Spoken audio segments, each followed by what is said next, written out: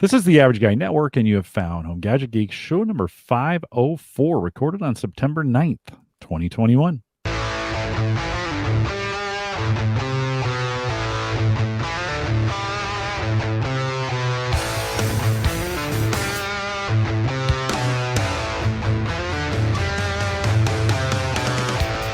Here on Home Gadget Geeks, we cover all the favorite tech gadgets that find their way into your home. News, reviews, product updates, and conversation, all for the average tech guy. I'm your host, Jim Collison, broadcasting live on TV from the AverageGuy.tv studios here in a beautiful Bellevue, Nebraska. Mike, like fall is in the air, I think. I'm really excited because we picked a good weekend to go camping, and I'm hoping it doesn't get like hot again. My luck, it'll get hot again for the weekend, but it's just perfect weather. And also, it's the kickoff of the 2021 NFL season. Yeah. So Tampa Bay and America's team, the Cowboys, going at it tonight on Thursday Night Football. Is that going on? They kick it off on a Thursday night? They do, yeah. Oh, that's a shame. They should do that. It should be Sunday and then every Thursday after that. Well, they should be considerate of the Home Gadget Geeks podcast. I mean, they didn't ask us for permission to be at the same time as us. I don't think they've been doing Thursday night games as long as we've been doing Home Gadget Geeks. So I'm going to have to send Roger a note. I just thought about that. I'll send hey, Roger, buddy. A note. That Ed guy Sullivan used to be on the Patriots is on Tampa Bay, right? we don't mention his name. We don't like that guy at all. Although he is my quarterback on my fantasy team. So well, okay. God, Wieger, I hate fantasy just for that reason. I know. Because you can't like Tom Brady, but you do because he's on your fantasy team. I have to cheer for him. Don't ever wear Chiefs gear again. Of course, I lost my wearing, card, huh? Can't be a Chiefs you fan. did. I'm supporting the NFL here tonight. Ed Sullivan's with us. Ed, Ida came through. Did you get in the boat? Are you okay? Is everything all right there? We were perfectly fine here. I think a lawn chair blew over, but other than that, no impact. Well, hey, we just heard. I guess New York probably took the brunt of it, and there was a lot of flooding. Yeah, down there. But you're okay. Everything's fine. Everything's fine. Henry is headed your way apparently too. Another hurricane. Is it going to be okay I'm flying in Tuesday. Is it going to be okay for? Everything looks good for your arrival. Should be in the 70s during the day, high 50s at night. So nice fall weather for you. Will the leaves be? Because they always say Boston in the fall, right? And so we're a little early. North, you may see some.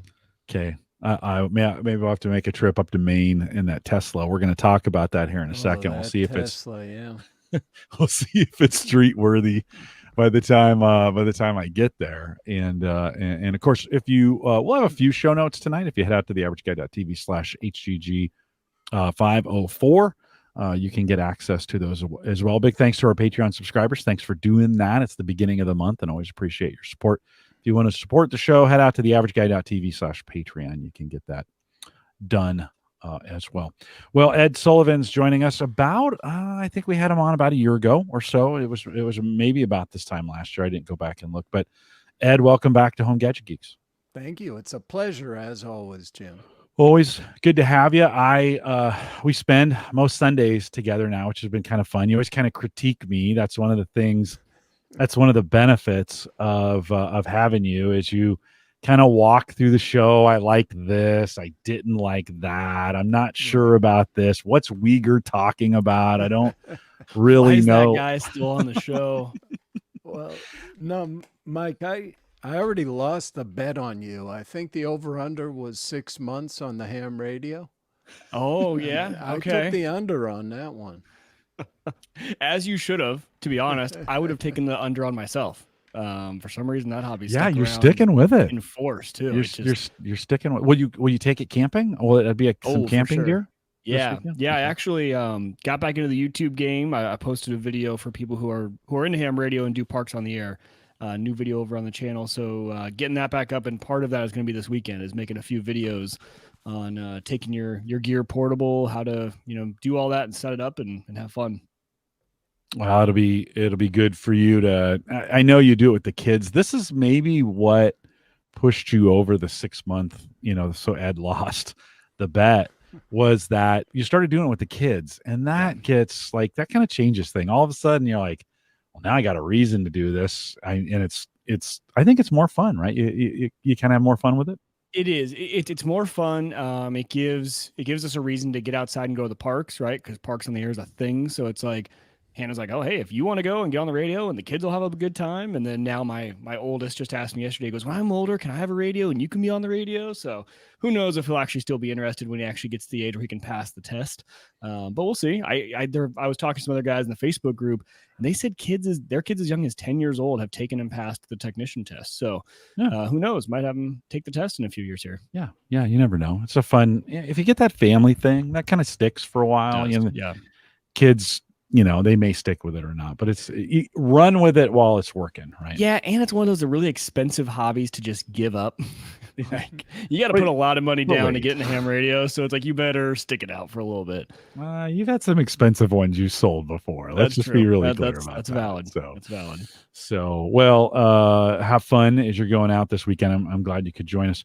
We're going to talk about Ed's Tesla troubles in just a second. I complained. This might be kind of an old man complaining show. I'm just going to say it. I'm just going to warn you guys up front. Wieger, you can join in. I mean, there's things you can complain about as well.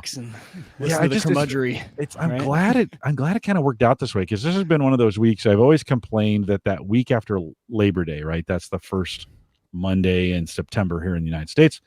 We celebrate Labor Day. It's really not about working. Oh, we've turned it into that. Oh, it was really about unions to begin with. That's why we have celebrating organized labor.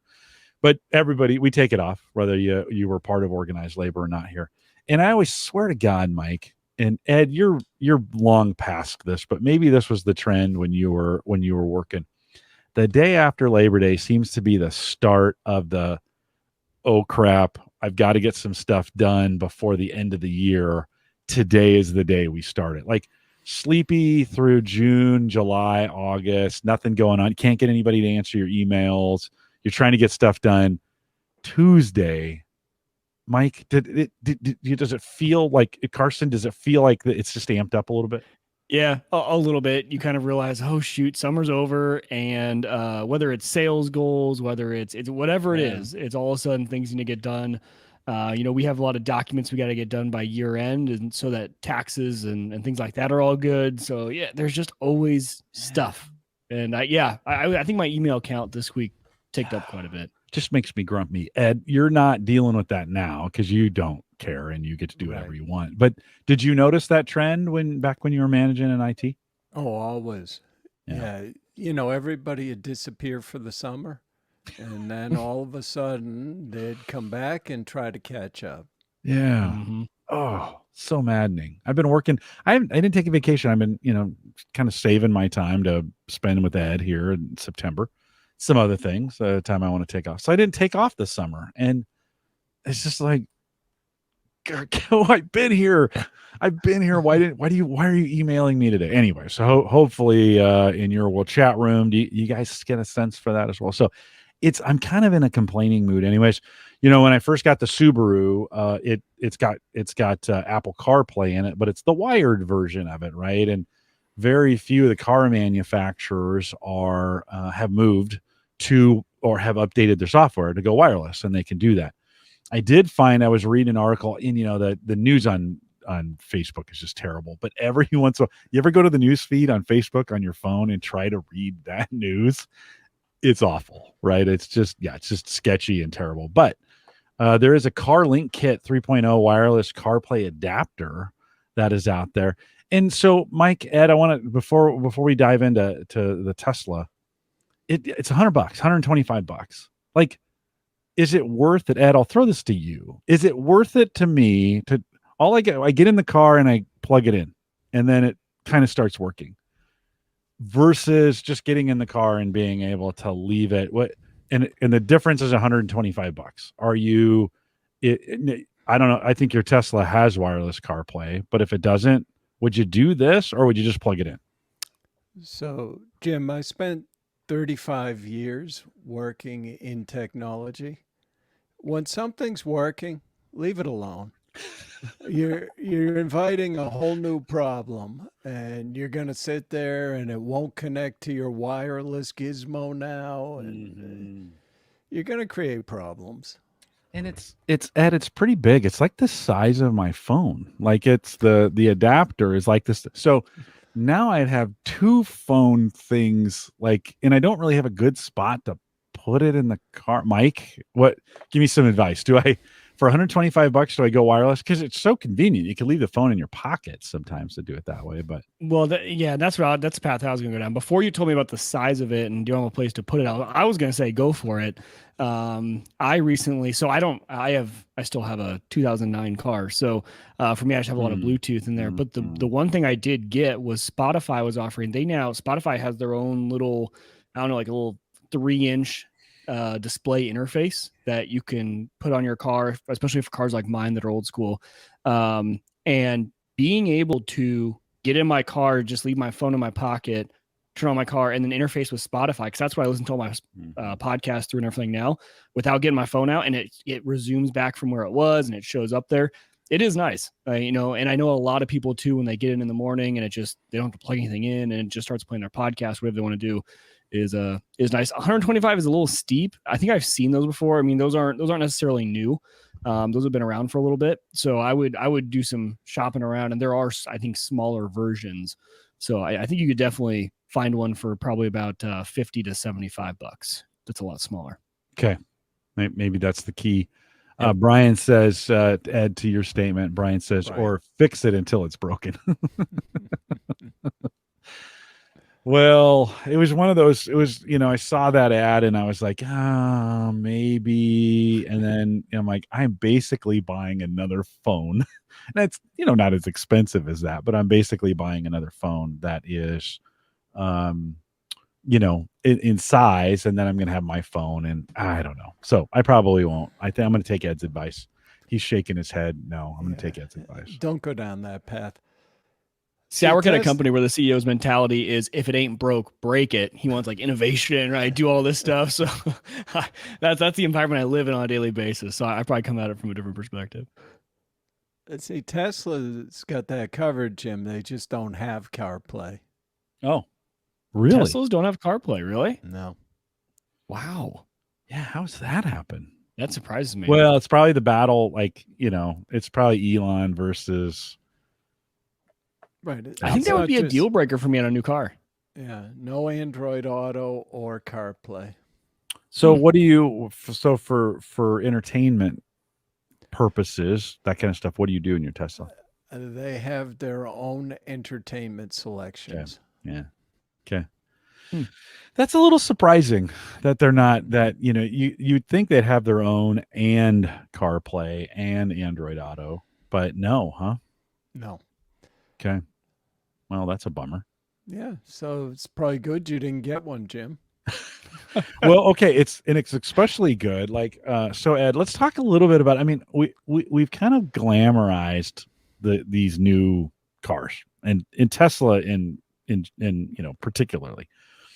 And as you've driven yours quite a bit, and for folks, remind us when you got it, and then let's talk a little bit about, you cracked your windshield, and let's just talk a little bit about kind of what the ordeal. You make it sound like I was responsible. My windshield was cracked, but I didn't crack it. Right. Right. Well, you were Let's driving. Get that clear. Yeah. Okay. Right. All right. I won't hold you responsible for it. But when did you get your Tesla? What'd you get? When did you get it? So I got a Model 3 long range at the end of February. I've got about 12,000 miles on it. So I've done quite a bit of driving, couple thousand a month. But I think subsequent to that, I bought a Chevy Bolt in April. So now I've got 2 electric vehicles. And the conclusion I've come to at this point is that electric cars are still for early adopters, right? It's not something the general public should necessarily be jumping on. My experience with the Tesla right now is, okay, my windshield was cracked 2 weeks ago, and if I'm lucky, in 3.5 weeks, I might be able to get it fixed. So, and why so long? Couple different problems. I'm lucky in that within 50 miles, I've got 4 Tesla service centers. Even with 4 Tesla service centers, any appointment is about 3.5 weeks out right now. And they Wow. do have Tesla mobile service, but they don't do glass repair. So when I originally saw, okay, it's out 3.5 weeks, I looked at SafeLight for glass. They said, oh, we can come out and do that in 10 days. So I booked that. And then a week later, they told me, yeah, we got to cancel your appointment. We have to get a windshield from Tesla, and it'll be 2 or 3 weeks before they ship it. And then come to find out, they had already submitted the claim. So I had to call my insurance company to unsubmit that one and go back to Tesla. Mm. And at that point, they said there's actually a windshield shortage too. Why wouldn't there be? And not just limited to Teslas. I Yeah. started Googling a little bit, and yeah, a lot of people are having trouble sourcing windshields, depending on the vehicle. Mm. But I think overall with Tesla, the problem right now is that their sales are far outpacing their ability to service. Now, the good news is they don't need as much service as regular cars. But, a friend of mine got in a little fender bender back in December of last year with his Tesla. And I believe it took 8 weeks to get that repaired Mm. because they had to order parts. And Tesla's using all their parts to build new cars. So I don't think they've really built up any kind of inventory on spare parts. So it's been the best car I've ever had while it's functioning. But I think most people wouldn't be prepared to put up with some of the idiosyncrasies of getting it serviced. Mm. Yeah. Now, and Brian says in the chat room, I said he had a rock hit his windshield and cracked the Tesla when he was on a road trip over the summer. Insurance company, which was State Farm, took care of it in about a week. Brian, where are you located? But Ed, I think the point of this is, if you're listening to this show, you're probably okay. Right. The question is your mom and dad, or your friends who don't, Ed. Okay, so I cracked my windshield and I want to call somebody. Like, I want to talk to somebody about this. How does Well, that go? Tesla doesn't talk to people. They're not that kind of company. You have to submit your request in the app. And then I wanted to call them to see if they actually have windshields in inventory. And they really just have a message saying, talk to us in the app. Mm. And it can often be, 2 to 4 days before you even get a response in the app. So it's not a smooth service experience. It kind of reminds me of like the idiosyncrasies and things you have to deal with when you are a self-hoster, right? When you self-host Nextcloud instead of using OneDrive or Google, right? It's like, oh, well, I got to deal with the updates, and when things go down, it's on me, and it kind of takes a while. It's like, okay, do I put it up with it for that cool factor and some of the benefits of it? Well, and then I was all excited because I went back and looked, and there was an appointment for 2 days in the future. So I said, I'm grabbing that. I gave up my other appointment to get that. Then a day after that, they came back and said, yeah, we don't do glass at this service location. So I had to rebook my other appointment, which put me 3 more days behind where I had been. So I think the experience just won't be uniform depending on where you live, how many people own Teslas in that area. So it's going to be a while before they have the capacity to service all of these. It's sometimes just wild, though. They have cars that can drive themselves is what they make, but their booking software doesn't know what services are done out of which service centers. That's right? the thing that really aggravated me, because they specifically ask service category. I Right. said glass repair, and they offered me an appointment where they don't do glass repair. Yeah. I mean, See, Elon should have sent out one of his robots to talk to you, and then you could have, you could have talked to it, and then the robot would have left, and at least maybe you would have known. are those the robots they're going to train to actually drive the cars so that Right. we have full self-driving, right? Right. Right. That which is kind of ironic, right? That it's like, well, it's really hard to get full self-driving. We're just going to let the robots do it. Well, couldn't you make that do it in your car? Anyways. So, Well, Tesla's a new company, so I did buy an electric car from an established automaker, yeah, Chevrolet. how's that going for you? Well, it's been recalled. And The why whole car? why in particular? Well, as it turned out, they had done a recall on the 2017 to 2019 because some battery manufacturing defects caused your car to burst into flames or some such thing. So I was buying a 2021, which they said are not affected by the recall, until 3 months later when they said, yeah, those are also being recalled. And they've shut down their production line and are pointing the finger at LG. And last I heard, they have zero confidence that LG can manufacture defect-free batteries. So for now, they say, don't plug it in your garage. Your house might burn down. Well, Good, and good. you kind of wonder, when we were talking about when I was talking about getting the Cybertruck, Ed, you put your charger on the outside, but I've Right. had plenty of people I know who've installed their charger on the inside. Mike, that kind of gets me thinking like, okay, so if you have a car and then their advice is, well, until we figure this out, you might want to park it outside. What if you didn't put your charger in a place where that would Well, work for Jim, you? their Right? recommendation is if it's inside, don't leave it unattended. So I guess you'd just sit there and watch it charge for 10 hours. Yeah. Yeah. But I mean, so Mike, that's kind of something to think about, right? I mean, the placement of that charging cable so that you could go, I never would have thought of that, of being able to do it in and out of the garage. Well, and I'm doing that soon. So Yeah. even though I'm Yeah. not getting the truck till next year, we're finishing our basement, and so I'm having him run the electricity while he still has access to Yeah. all the open unfinished basement because our panel's downstairs.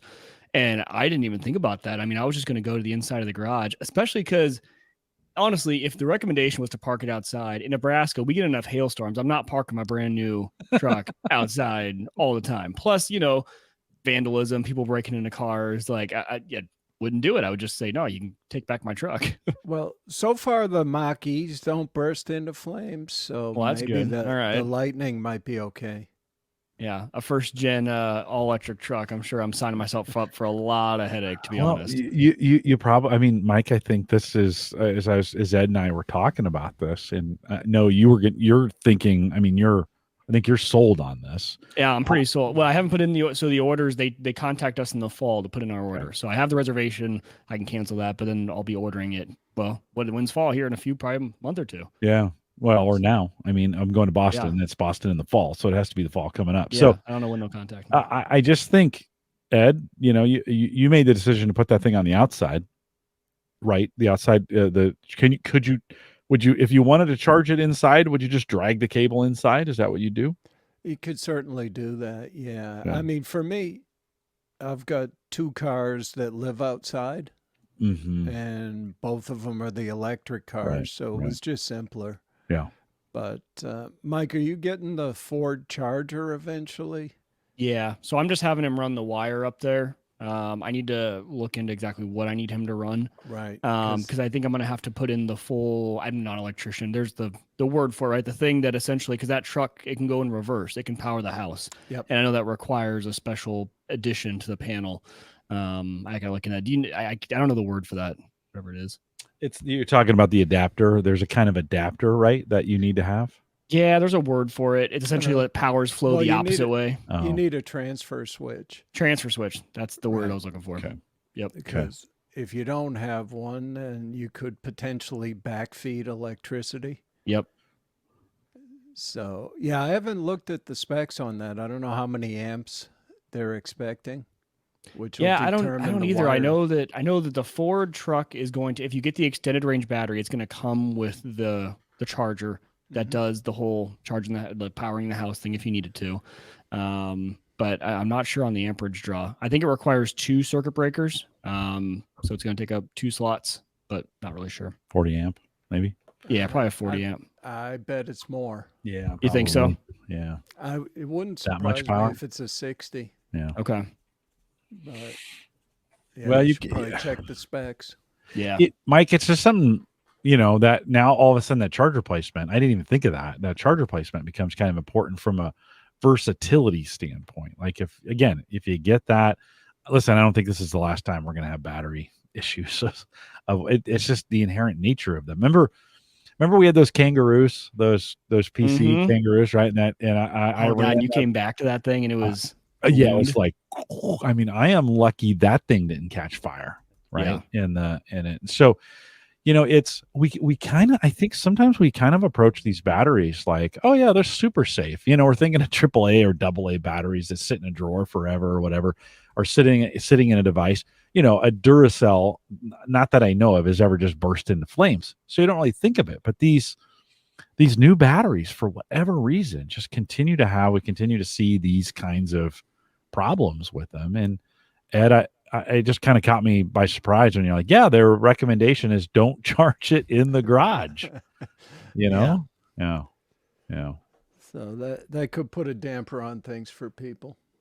Well, yeah, and especially people, Mike, I was thinking about you who set it up thinking like, oh yeah, I'm gonna put this thing in my garage and it's gonna power the house, and like, or it could, you'd only do that in an emergency, right?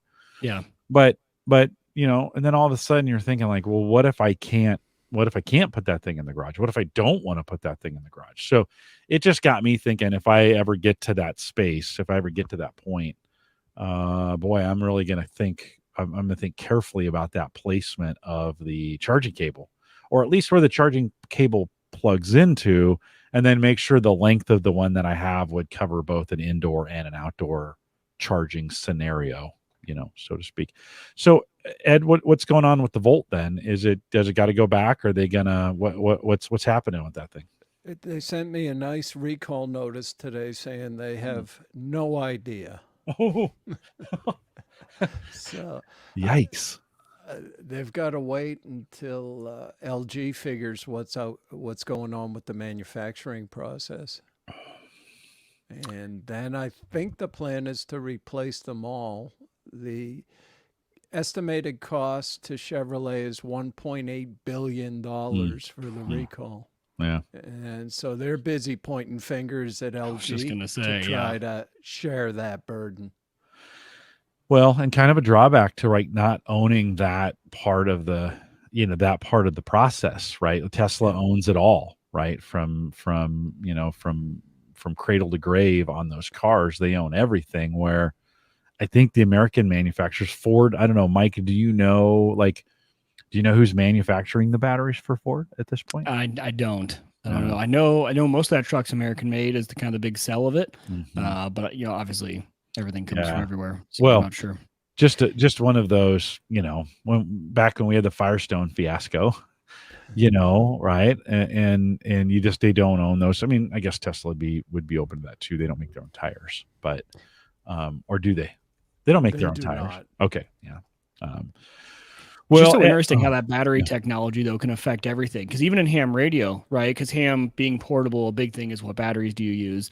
And they're expensive, but these lithium iron phosphate batteries is definitely the way to go, right? But they are, for a 20 amp hour, it's about $150 for that battery, and I can get a 30 amp hour SLA, the sealed lead acids, for like $40. Yeah. But safety, heat, all those sort of things, those lithium iron phosphates are way better, and they last a lot longer. They can do a lot more charge cycles than those SLAs can. But it's kind of cool to watch how that battery technology gets better and then goes into every industry, even ham radio of all things, right? Right. So it's interesting. Tesla uses LFP batteries in their Chinese made cars right now. Yeah. Really? Yeah, because what they can do is, I guess the LFPs have less energy density than a lithium ion, right? So it needs Okay. more space for batteries.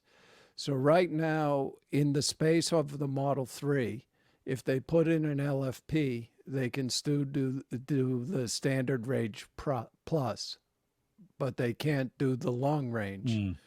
So most recently, they've decided to bring the LFPs to the USA for the standard range plus because they don't have enough of the lithium ion batteries to meet demand. Mm. And, you know, it's interesting because once they cram a few more in the same space, the range is pretty close, maybe 10 miles less. However, you can charge the LFPs to 100%.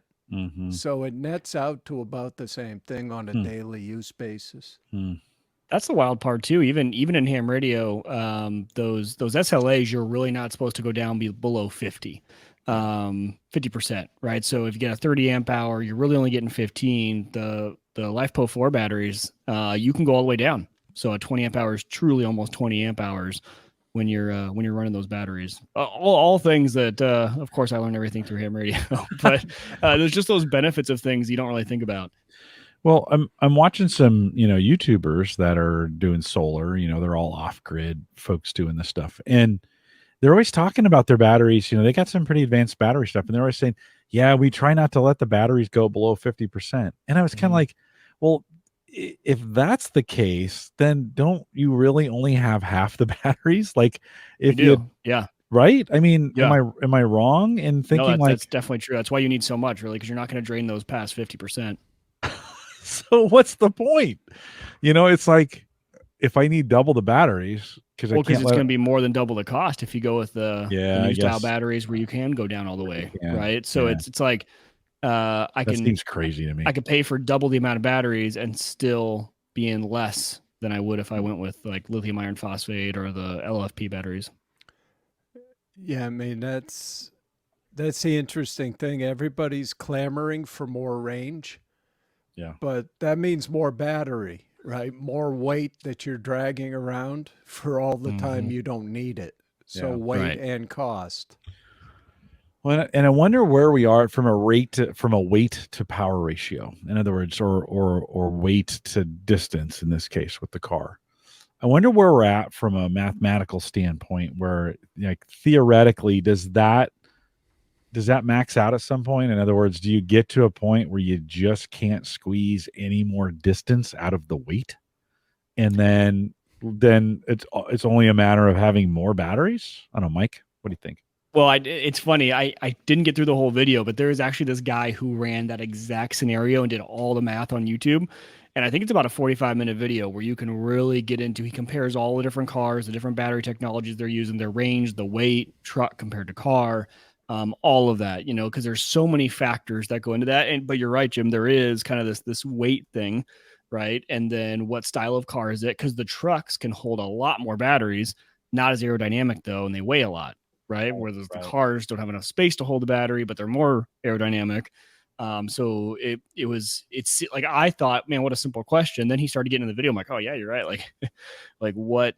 It's really complicated because as you add more, but the answer is going to be how much can we squeeze into a smaller space, right? Yeah, well, I mean, both. I mean, to your point, the utility. Yeah, well, the weight, not only the battery, but the weight of the vehicle and its utility and what you're using it for. I mean, this as we start talking about this kind of screams for, like, in the 70s, you weren't around, but Ed and I were in the 70s during the gas crisis, right? When everybody's, gas was 35 cents and then it went to $1 and everybody panicked. Today we'd laugh at that, but different days, right? We began to think through this mass transit thing. Like a lot of the city's mass transit initiatives come out of the fear of that oil crisis, right? That started then. if we'd only known what a crisis it wasn't at the time. But okay, like we burned plenty of fuel, and there's still a lot more there. But kind of makes me wonder. I mean, as we make this switch over, a lot of this technology is really still being driven to drive the individual, right? To get a person from point A to point B. And when you're thinking about battery power, it's way more efficient carrying weight. Like it's way more efficient inside a train or inside a bus than it would be inside a car with one person, right? You would get more weight moved for the value.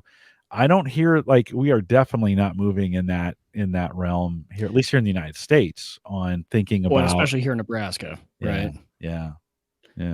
But the one thing I've been wondering is, I don't see any reason, like, why are we not closer to, and maybe we are, to like every new house build, new home? Why does every new home build not have solar just built in, battery panels? I mean, if you really think about it, if electric cars are going to be the future and electricity consumption's up, like that should just now become standard, because we could all just be self-sufficient on power pretty easily, right? Like the cost is going to go up. So I mean, it's going to be on certain houses and not others. But you look at those Tesla shingles, even, right? Like the power shingles that looks like a normal roof. And maybe I think maybe the reason they're waiting is because they're probably, those solar panels are getting better and better. And so maybe we don't want to make the investment yet until we get to a point where we know these are going to be, okay, this is as good as it's going to get for the next, 5 to 10 years. We're probably advancing fast enough right now that that's why they're not moving quickly on getting all those on the roofs. Ed, are you in a good spot at your house currently there in Mass to put solar panels? Why not? We got way too many tall trees around. So, we went and looked at it, but I think it would have taken, 40 years for it to pay for the investment. Yeah. Just based on the amount that we could generate in our location. If say they cut the trees down, which is another problem, but say they do, and you have full sun, would it be worth it then? I think it would be viable at that point. Yeah, maybe plant some shorter trees. Or so you kind of live in a forest, which is kind of cool, but it does, Mike. I have the perfect house for your scenario where my roof already faces south. Like the majority of my roof faces south. I could put that whole thing in solar panels and it'd be great. So I'm kind of with you, at least on new construction or maybe some old construction. I think we're getting there. I mean, I think we're starting to see the other thing, the other caveat to that is solar is really still a 10-year investment, right? I mean, they're not really guaranteeing these panels longer than 10 or 15 years. That's not very long from a roof standpoint. So you replace your roof and you put solar panels on it. And if 10 years later, you're like, the panels really aren't working that well anymore. Do you leave it on there just as a roof, hoping that it's well, I think once the infrastructure's there, panels aren't expensive, right? Like I don't think panels are really the expensive part. It's really the battery, getting the installation done. Yeah. Because and for me, the thing I think about is I think it might be a little less than 10 years now, depending on your electricity usage. But if all of a sudden I got 2 electric cars in the garage and, just everything's starting to move to electric, I think that number comes down and down, right? Because now that's powering my car. Instead of me paying for electricity for the car, instead of me paying for gas. So you start to run all that. I've been thinking about, is it worth it? And there are still there's some decent incentives right now that you can get tax wise. Nebraska just put that. This is why you probably want to get this put in, right? Nebraska just put in the incentive. OPPD just put in is it $1,500 or $2,000? What's the? I don't remember the amounts. It's right around there though. It's pretty good for the charger, right? To be able to put that in. Yeah. Well, Ed, what would you expect? Like you personally, if you were thinking about putting solar panels on the house to power your car, what would you expect the payback to be, or would you ever expect one from that? In my location, it'd be longer than the useful life of the solar panels. Yeah. Because we'd looked a few years ago, and that's the answer we came up with. So unless it was just we want to spend money to save the planet, it made no sense for us. Well, and I don't know how environmentally friendly they are. The batteries alone are a question. the solar panels, like, we put all these wind farms in, and then somebody went, "Hey, are those things recyclable?" And they're like, "No." They're just literally burying these things as they break at this point. And you're like, "Oh, maybe somebody should have checked into that before we put a billion wind farms up in the US." Joe says in the chat room, all that power has to come from somewhere, and he's referring to all the power we're starting to draw, right? For right from somewhere. Our current grid can't handle 100% electrical adoption. Well, the good news is supply and demand, going back to our first conversation, is, Ed, there's not enough. Like they can't even sell enough at the moment. I mean, there's high volume, but it's kind of like trying to get an Xbox right now. Like, yeah, you want one, but you can't get one. Right. And I think Tesla's in a similar boat, right? Yeah, I think the most recent US numbers I had was 2.3% of new cars are full battery electric. Yeah. So it's still negligible. Well, and especially for, I don't know if you've experienced this with the non-Tesla, but what I've been really trying to do my research on is the charging grid station for non-electric, and the Electrify America ones. They're just, all the reviews I see is people like, yeah, you got to pull into one, then you got to try every stall because it'll fast charge for a little bit, and then it'll all of a sudden go down, and there's just apparently a bunch of issues with that. It's not good. That's what I've heard. I was watching a video today of, I think they did 1,000-mile trip with it was an Audi Q5 or something versus a Tesla versus the Mustang Mach-E. So overall time, I think that the Tesla was about an hour and a half behind the Audi, which is about what you'd expect with some charging thrown in. And the Mach-E was 5.5 hours behind because the problem was they kept getting directed to recharge at places that didn't have functional chargers. Yeah. And, that's a nice thing about the Tesla right now. I have real-time updates on all the superchargers. I can look and see, okay, there's 5 stalls available right now here. And, in a Ford, they don't have access to any of that real-time information for how busy chargers might be or whether they're even functional. And I don't know the system well enough yet. Is there any reason? Is it just Tesla wanting to control it? Why you can't just put an adapter on the Tesla plug and plug it into any other car? Do you think that'll be a future of Tesla being like, okay, we'll open up our system because it's so much better? Well, they say they're opening it up in Europe next month. Oh, really? Europe's a little different because they're not using their proprietary connectors on the cars in Europe. I think probably Europe said, you're not going to do this, right? Right. But Elon says they're opening it in the U.S. as well. Okay. And that would make a huge difference. I believe the real reason is they want some of that infrastructure money. Right, the $1.5 billion. But, they'll have to figure out the whole adapter thing. And also, what kind of app. Because they don't want to get into probably just have a Tesla non-owner app. Right. Where they can, set up all the billing. The challenge becomes a lot of these cars don't charge as fast as Teslas do. So if you look at my Chevy Bolt, the limit on that is 50 kilowatt hours versus 250 on my Tesla Model 3. So if you start having Chevy Bolts parked at superchargers, that's going to make some Tesla people kind of angry. And 250 kilowatts is I've gone to those chargers and you'll get that for maybe 5 minutes or something. It just can't charge at that level for a full charge. That baffles my mind too, because that's the other part. So I think we've been watching some of the same videos. I've been watching a lot of road trip in electric car videos and how they go.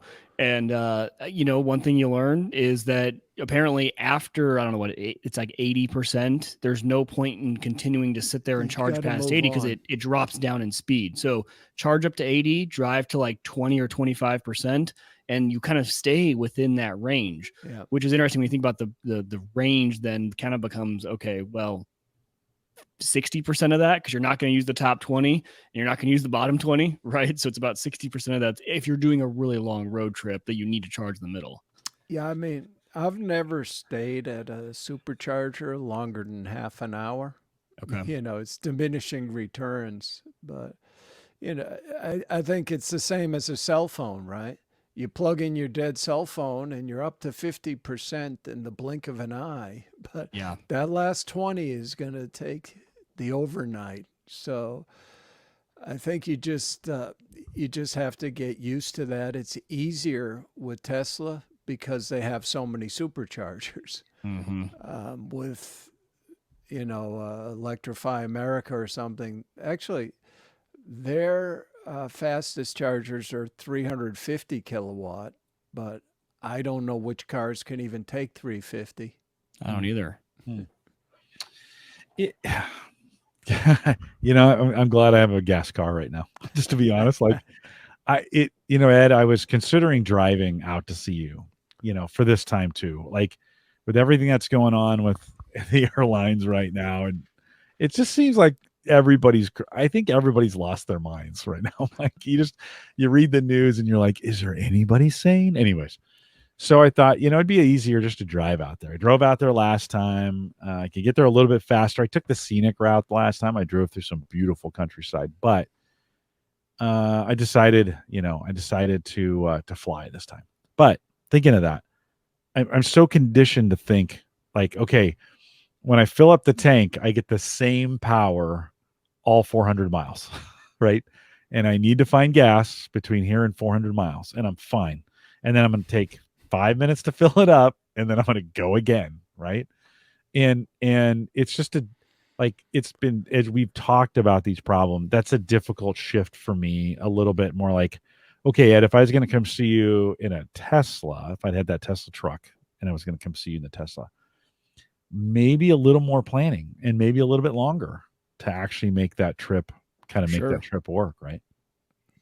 Right. So the range on mine's, if it's full, is 353 miles. Yeah. And the reality is, I don't know about other people, but I like to at least stop within a 4-hour travel window for something, right? Right. And 4 hours is on the highway at most, 250 miles, something in there, depending on how fast you're driving. So I've stopped for a cup of coffee, plug it in. By the time you're back in 20 minutes, I'll get, 200 miles. It's just a different way of thinking, Ed. It's just a different way of thinking a little bit. It does just, I've been doing it so long on gas. You just kind of boom, pop in, whatever. I know we probably make the same bathroom breaks. We probably do the same, right? It's the same thing. You just got to plan it a little bit differently. Well, and Tesla does a good job with it, right? If I plug in something, it'll tell me, okay, stop at this supercharger for 17 minutes and then stop at the next one for 32 minutes. So, it doesn't seem to be a big hassle, but I'm not doing that all the time either. Right. And I make those trips once a year. Mike, you're constantly, though, you're headed south quite a bit, right? Yeah. I mean, so we do a lot of trips, most of the trips we do all the time, even Kansas City, the farm, all those would be well within range, actually probably of down and back with the truck. So I would be fine.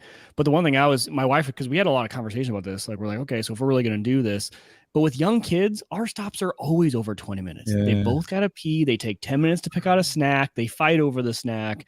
And then, they got to pee again because they finish their drink by the time they get to the car. Like those stops just take a while with young kids. So I'm like, it's going to be really no different for us. And then also too, taking the portable charger with you. And when I get down to my parents, get down to the farm, plug it in. I don't care if it's fast or slow, and it's getting some juice, and it doesn't really provide too much of an issue. The one thing I am concerned about with the Ford Lightning in particular, being a first gen, is some of the reviews I saw about the Mach-E and some of those, the software is nothing compared to Tesla, meaning, yes, it's going to map out your stops for you, but at the same time, number one, like Ed said, you can't tell which ones are good. But number two, it doesn't take into account things like elevation, right? Am I going uphill for a long ways? Temperature, right? Because temperature has a big impact on batteries. So if it's warm, it's good. If you're cold, you're getting some terrible range. And so I don't think Ford has the knowledge yet enough for that. They're not as experienced as Tesla is. So those are the few of the things that's slightly making me hesitate on pulling the trigger on this come fall. So we'll see. But the great part about that too is all of that is over-the-air software update available. But then you always have the concern, okay, are they going to hold out and be like, oh, now you want the 2023 model because it's got the upgraded, routing package and things like that. But I think they would be good enough. They're touting this over-the-air upgrade a lot on the truck. So I'm assuming that's because, number one, they know they're kind of behind right now. And number two, they plan to kind of release those as they get. They also need a bigger sample size. Ford, I mean, they've had some electric cars, but never electric truck, right? You're going to need to get a lot of people in there, gather a lot of data before they're going to be able to probably implement a lot of those. But those are a few things that are concerning me a little bit. Did you find that, Ed, between your Volt and your Tesla, just like the difference in mapping and some of those extra kind of creature comforts? Yeah, it's night and day. Is it? Yeah, that's what I'm worried about. I mean, right now, yeah. I think that'll change. Tesla's had quite a jump start on everybody else. And, even when they give you estimates, they're very optimistic, right? Especially driving at 75 or 80 miles an hour makes a huge difference versus 60 miles an hour. Mm-hmm. You're going to lose. Great. So it's bad if you're. I'm a little bit of a lead foot. It's not going to be good for me. It's bad. As my kids say, when Daddy drives, the trees go by a lot faster than when Mommy drives. That's what my kids say. Yeah, I mean, just from an aerodynamic and a resistance, it's not linear. So as you're adding 10 miles an hour, it's having a much bigger impact. So, if I'm going 80 versus 60, I don't know what that costs me, maybe 10% or something. Okay. And, the aerodynamics is so critical with that. Even taking off the aero wheel covers on my Tesla costs me 2.5%. So yeah, wow. Yeah, it makes sense. Makes sense. I think the next thing they're really pushing for is to get rid of side mirrors. A lot of drag on side mirrors. Like use cameras instead, almost. Yeah. Okay. I mean, Tesla has cameras. And right. The side mirrors on the Model 3 are kind of on the smaller side. So often I'll just turn the cameras on and I have, a video of each side as well as a back camera. So it's a better view. Yeah, it's probably better. It's probably better. Brian says, as we were talking about, this trying to make the switch over, he says, plus if you factor in the bathroom breaks, meal breaks, the extra time to change, filling up with gas, isn't bad. Versus filling up with gas, and I get that. It's just a different way. I've made so many road trips, that way. It take a shift for me. Joe says he hates stopping, and I do too. I like his next comment because I fully agree with this. And he also says taking time off the Waze arrival time is like a game. I play that game every time. It's can we beat that arrival time? Well, when I went to see Ed last year, it was in October, so it was about 11 months ago. I played that Waze game, and I took back roads. I chose to kind of stay off on the way out there. I chose to kind of stay off the interstates for the most part, and man, that was stressful because I was I didn't want that arrival time to go up. Mm-hmm. So, I would be, I'd be like, oh, I need to use the bathroom. So I'd speed up. So, try to make up some time. And I was just always worried because this is the danger. Like in the old days, I'd leave Omaha to go to Cleveland, and they're like, when are you getting there? Sometime around 10 p.m. right? And you wouldn't worry about it. But they asked me when I left, they're like, well, when are you going to get there? Well, I'm going to get there at 8:37. Yeah. Like, and then all of a sudden you're like, oh, I can't, like, I can't be later than that. I mean, I said 8:37, Right. right? And so you don't, I found myself stressed out on the road. At one point, as I was heading into Boston or via the side of it, getting to Ed's place, it just seemed like it was taking forever for me to get there, and I was like, I don't think I'm ever going to get there. And Ed, I'm pinging Ed as we're going, I'm not sure this place even exists. It just seemed like it got farther, because it's the end of the trip. 2 hours. I've been driving for 2 days, at this point. So, there's just some of those tricks that we do to ourselves when we put that in, Mike, I met you was it this last weekend or 2 weekends ago? I think it was 2 weekends ago. 2 weekends ago. We met and I had said, hey, I'll meet you at this time. And I got in the car and it said exactly that time. And I was like, yes, but then I can't, okay, I can't do anything wrong here because I'm not going to be on time if I do that. So it's a little insane when we play those ways games against ourselves. Ed, anything else on your, when we think about the Tesla, anything else you would you say is different? One thing that's interesting is Tesla started with a blank slate. Yeah. Right. Without any set of rules or any concern with, do people have to figure out how to drive this thing? If you look at most of the other manufacturers, they're trying to make it as similar as possible to driving an internal combustion engine car. Right. So everything, even if you look in the Chevy Bolt, it has an on and off button. There's no reason to have an on and off button. Tesla doesn't bother with that.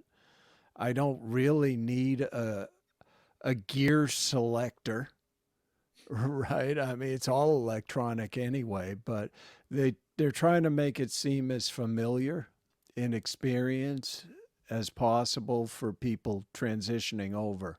Do you think some of that's just parts? In other words, we got these cars designed for this. We need to use up some of these parts. Although Tesla, I think, finally went too far with this yoke steering thing. You can't really call it a wheel. It's not a wheel anymore. Mm-hmm. I mean, great. I think the yoke makes a lot of sense for race cars, but they don't spend a lot of time parallel parking or right. It really seems, if you watch any of the videos of people using it, it looks very awkward. Yeah, no, I'd agree. It's a whole different experience, right? From especially looking back and keeping your hand on the wheel. Do things change as eventually they'll get it right and they'll get self-driving working and self-parking? And does it park itself now? Will it parallel park itself if you ask it to? If you have a lot of patience. Yeah. Yeah. Because it's really slow. Yes. Yeah. Yeah. It doesn't want to run methodical. It does not want to run into anything. It's being safe. Yeah.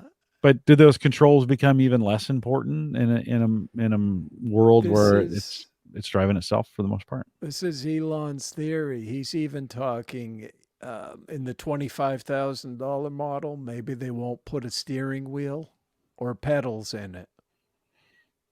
Just get in it on the screen, tell it where you want it to go, and it goes. Sure, this is a great dream, but yeah, level 5 autonomous driving is a decade away at the earliest, probably longer than that. There's just too many situations. I don't think they're going to get it right for quite a while. Yeah. And, because oddly, Elon's been calling this full self-driving for so many years that I think he started to believe it. I think America started to believe it. I think if you ask most people today, they'd say it drives itself. It's a self-driving car. Isn't that what Tesla does? Mm-hmm. Well, calling it full self-driving is a little bit misleading. Mm-hmm. I mean, Mike, you're a lawyer. It sounds like a class action lawsuit at some point. Sounds like I should get ahead of that. It might be a good moneymaker. Well, This I don't know. this is Just not legal calling advice. calling it full self-driving is pretty deceptive for what it is right now. Right. Well, Ed, it'll be interesting to now knowing what you know, would you make the same decision that you made back in the Oh, spring to buy one? absolutely. Yeah. You know, I love the car, but it does have inconveniences that may come with it in terms Yeah. of servicing. Well, in what you said this to me when we were chatting the other day, and I think, and sometimes on this show we've been pretty Pollyannish about Tesla, and so, like it's been overly. I think we've probably overly hyped it as being the Jesus of driving, and you're kind of like, okay, wait a minute. There are some things to think about, and for the average consumer, it may not be ready yet. And I think that's about what my position is when people ask me, how do you like it? I tend to tell them the things that they need to think about Yeah. instead of just gushing about the car.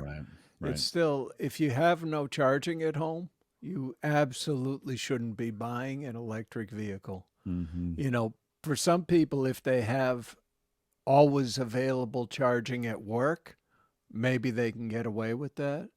If you don't travel more than 50 miles a day, you might get away with just plugging it into a regular outlet. But I think you just lose so much of the value of owning an electric Mm. car if you can't plug it in at home and have a full charge the next morning. Well, renters, right? What do like that's a gap, right? If I have a rent, if I'm It's a renting a pretty place. big gap. Yeah. You know, I think we'll start to see in apartments and places like that, they'll start to, with new construction, I think, accommodate charging for renters. But right now, it's a tough thing to own an electric car.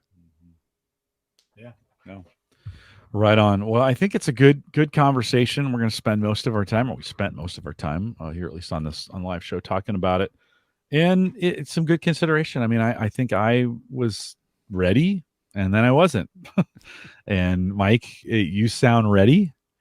And by the way, I think so. my intention, well, my intention here isn't to talk you out of it, right? My intention is to say, make sure you got eyes wide open going in Right. on this thing, 'Cause, right? you know, obviously Ford's got a great dealer network. But what I've found already with the Chevy is, yeah, you can get in there on an appointment and they say, oh, the one guy who knows about electric cars, he isn't here right now. So I think they've got a lot of training to do Yeah. Yeah. to get the dealerships ready to service these things. I bought a hybrid, 15 years ago. It lasted for 15 years. I did replace the battery one time. It's been a great car. So that's not electric. It's not hybrid. It's not even close to what we're driving today, right? But it took that car to do some things. That generation of cars to kind of each generation had to get a little bit better in this, and we needed a guy like Elon Musk to get kind of ballsy with it and be like, you know what, I'm gonna make a run at this if it bankrupts me. And he was willing to take the risks. Well, certainly none of the other big automakers would be doing what they're doing today if Tesla hadn't pushed it. Right. Yeah. No, for sure. And For sure. And I think that's how we know we've probably crossed over. I wouldn't say the edge. We still got a ways to go, but it's certainly here to stay. And Now, if we could just get that Bitcoin here to stay, then we'd be in good shape. No, I'm just kidding. Jim, do you know who Sandy Munro is? No, I don't. Automotive guy who he was an engineer at Ford for a long time, and now he's got a consulting company. Very interesting guy who covers a lot of electric vehicles now. Somebody was asking him today, well, why has it taken so long to get an electric pickup truck? They've been making all these other things. And it was interesting. He said it's really pretty simple. The automakers were petrified of electrifying pickup trucks because it's their cash cow. And he said, yeah, that was the last thing they wanted to do until Tesla pushed it. I can imagine. Yeah. Oh, they make a ton of money on those. Oh yeah, that Oh, yeah, they do. subsidizes everything else. Yeah. And even just think about all the service that the dealerships do on all those Fords, right? Because number one selling truck, and then you got all the service on it that you're making a bunch of money on. All of a sudden, you take away 75% of the service. Ooh, yeah. It is interesting, right? Because Tesla had the advantage of building from the ground up to sort of make sure they had profitability in the sale of the vehicle. Mm-hmm. Right now, traditional auto dealers make very little Mm-hmm. on the sale of a vehicle. It's all parts and service. Mm-hmm. Yeah. Yeah. Or incentives from the manufacturer, right? They played that game with the here's the invoice. Well, that's not really the invoice. Like, there's going to be a rebate on top of that you don't see. That's how they released all the invoice pricing. They're like, okay, well, yeah, it's true. That's what you paid. It doesn't matter when you sell 20 that you get 20 grand or whatever. It ends up being 50 grand back in rebates from them. It's probably a better way to sell, to be honest. It's probably a better way to sell cars anyways for dealers. It incents them to sell more and not, not sell one or two, but you need to sell 20 or 25 in a month to get that rebate kind of deal. It's also why you get those calls at the end of the month. Like, hey, we're willing to make a deal. They need to get their rebate incentive in and done. So, well, Ed, thanks for the transparency on that. As we kind of wrap some things, I've got a question for you. This is going to be we've never talked about one of these on Home Gadget Geeks before, but you and I have been talking about it quite a bit. It first started with an ant problem in my shed where Ed and I were talking, and there were ants everywhere, Mike. They were crawling, and Ed, was I a little distracted by the ants? Couldn't even carry on a conversation with him. I'd be talking and he's just looking up and over here and there. So Ed says you should just bomb the place. And I'd done that once before. So I did. And then there was just a blanket of ants. It's funny how many of those things can hide inside your stuff, right? Yeah. Literally a blanket of ants on the floor a couple days later when I went in there to kind of aerate the place. Then one day I opened the door and there was a little mouse on my keyboard, because I put a laptop out there with a keyboard and stuff. So there's a mouse. He just looks at me. And I'm like, what are you doing? And he scurries off. She could be. They scurry off. And I was thinking, oh crap. I can't have a mouse. If I'm distracted by ants, Ed, imagine how much I'll be distracted by that mouse. I right? mean, the moles, you could barely live your life. You're right. No, you're right about that. I'm still kind of obsessed. I think I caught one the other day with one of the manual, it's got the 6 spikes on it. You pull it up and lock it. I mean, it's a torture device, right?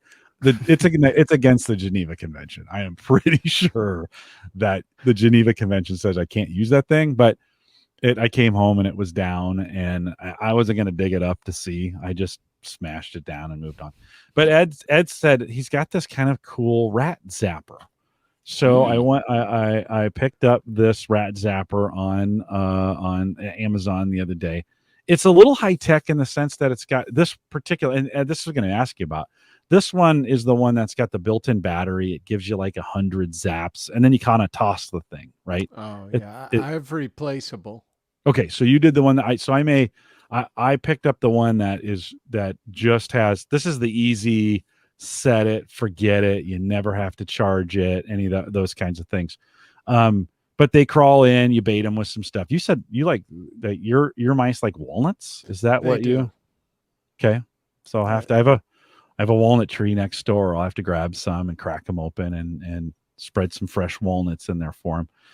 But the other thing is on the back, does yours have an app that goes with it? Does it give you a notification? Does it have Wi-Fi and give you a notification when it goes off? No app. What? Really? Victor has an app. It says on here on the back. Now you gotta get Wi-Fi out in the shed. We're back to the first problem you had. That's kind of does. It says no more. Download the Victor Pest app available for iOS and Android. It says it right on the Says it right on the box there. And I was thinking like, and then I went to Amazon and looked, sure enough, they got rat traps that have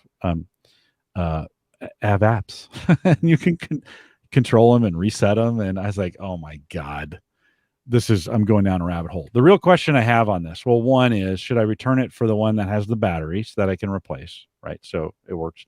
And then two, this is for rats and I really have mice. Do you get mice in your rat trap? Yeah, Does they're it all work? called the rat zapper. Okay. I've only killed mice with mine All so right. far, thankfully. So that one is it wasn't expensive. These are $30. So That's not bad. no. And it kills up to 100 times. They say, what do they say here? Hold on, they got some quick, humane kill. Then it has an asterisk. I wonder what that asterisk says in here. Well, a lot easier to clean up probably compared to the snap trap ones, right? Yeah, that's what I like. I just take a plastic bag, dump it, tie it up, and toss it. Yeah. Oh, okay. So I might have been wrong on this. So it says the asterisk says when compared to other methods of rodent control. So like, not humane by human standards, but compared to other ways you're going to kill that mouse. We're going to shock. We're going to shock at the. So the electric chair is more humane than hanging. Right. Is kind of where I think so. I think cruel and unusual kicks in at that point. And then the 2 dot asterisk says, as directed. Let's see, where does that come in? It's on the front. 100% kill rate. Okay, that's the other thing. 100% kill rate on the front, but then 2 asterisks, and those 2 say if used as directed with fully charged batteries and rodent fully committed to the trap. Fully committed. My rat half-assed it, and it didn't work. Wasn't fully committed to the cause. Like, wow. No, it's you, not me. I'm gonna leave. That sounds like at some point the legal team was reviewing the packaging. Exactly. We can't say 100%. Yeah, yep. Unless the rat fully committed to it, and then kills up to 20. That's the third thing it says on the front here. 3 asterisks on this one, and it says per set of 4 AA batteries.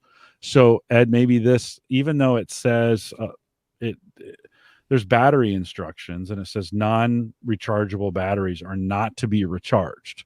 So what I think it's telling me is if I put my own batteries in here, don't recharge those standard batteries, right? I think, but like, do they really need to tell me that? Like, don't I know I just toss those things or whatever? So I don't know. Also have to tell people their coffee's hot on the cup. So, you got to tell people everything, Jim. Yeah, you're probably right. So actually not a lot of, this thing is way bigger than I thought it was. Should stick your hand in it. I mean, there's a battery compartment right on top there. Yeah, right here on the top. So we'll pull that 4 AA's. Yeah, no. Okay. So okay, so 100 kills per 4 AA's. Pretty good. That is pretty good. And then this, I think this is it turns green, right? When it's is that right, Ed? It might flash red when there's a dead one in there. Green when it's ready, red when it's dead. Yeah. Oh, that see, they should have come to me for the marketing on that one. Is it weird that I want to stick my hand in it? Like, if I got that, Jim, I'd be testing that. I just want to, it's like the teenager in me that just is stupid that wants to, see, like that's just inviting me to be like, okay, how much of a zap am I going to get? It does have an on-off switch, right? So Ed, what I'm assuming is it stays in the off. It stays in the off position, and then I would just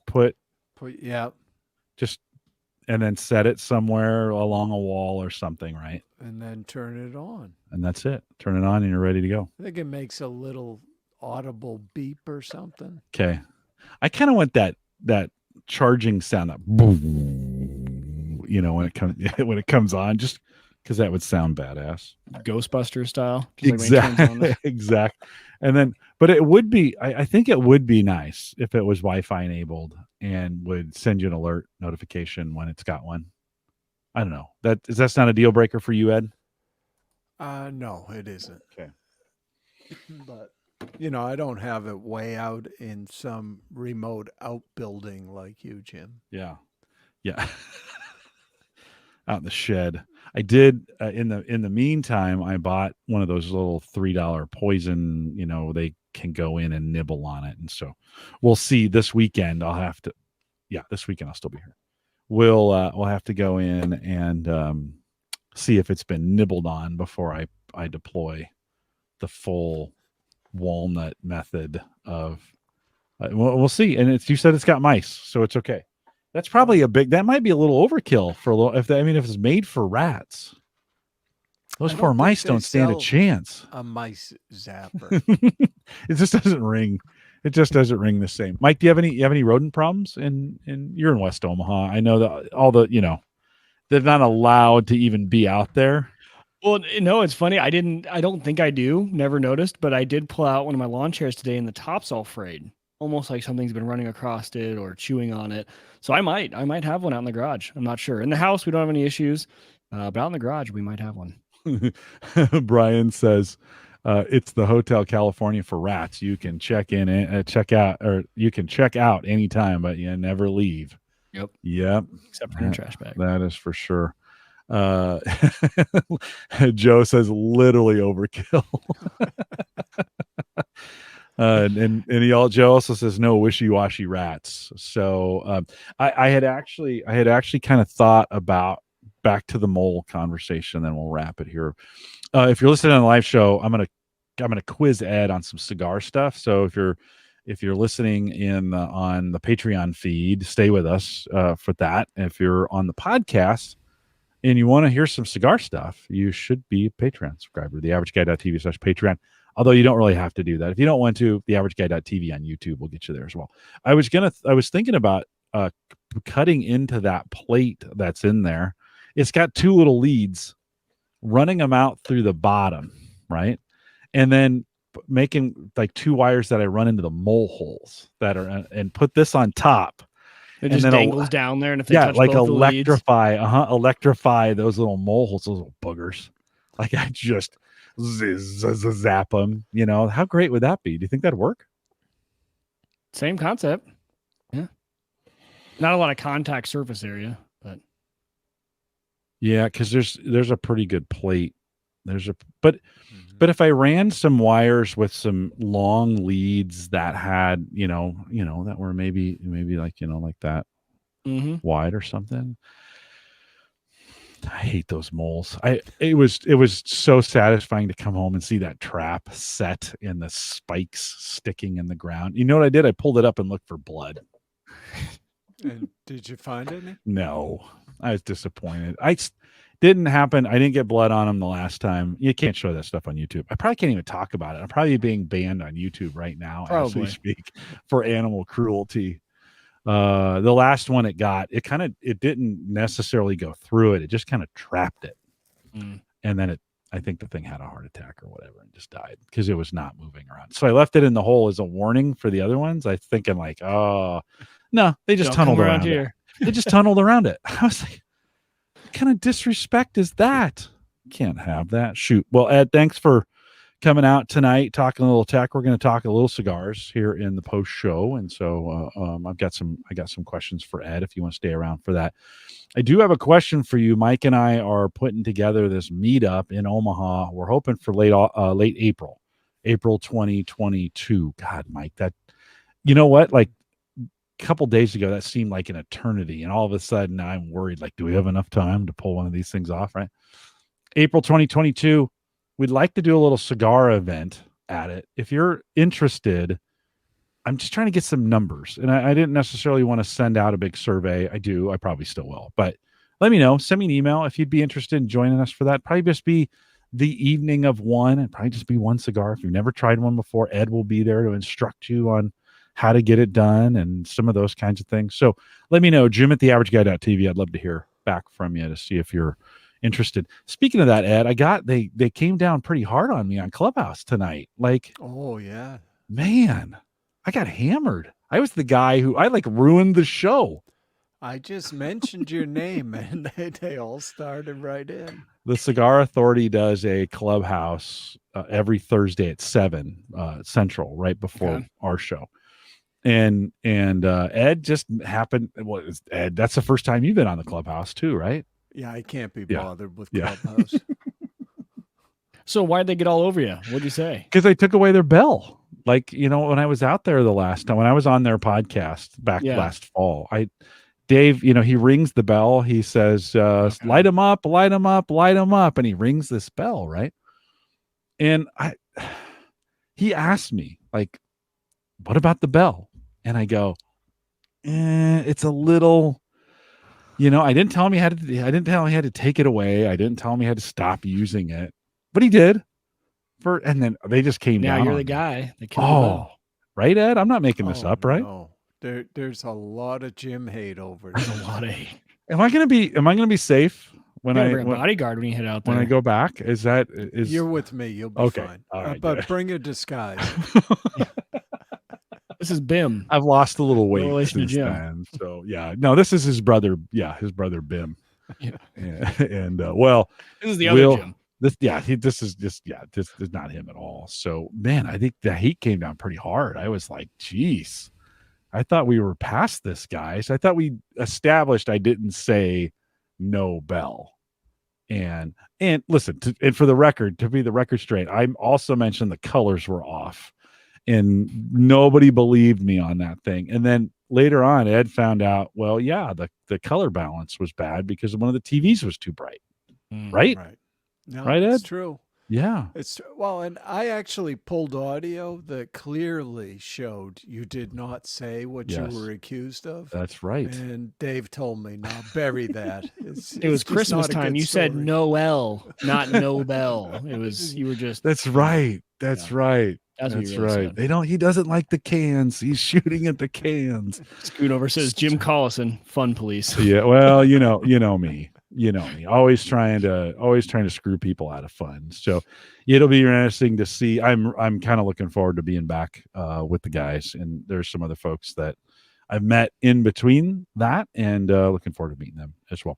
We are live every Thursday, 8 p.m. Central, 9 Eastern, out here at theaverageguy.tv/live. Big thanks to Christian over at Maple Grove Partners, still supporting us, and they're continuing to do upgrades over there at Maple Grove Partners. If you need secure, reliable, high-speed hosting from people that you know and trust, of course, you know that's Christian. So you can get plans as little as $10 a website, maplegrovepartners.com. Check it out and let them know that you heard it here on Home Gadget Geeks.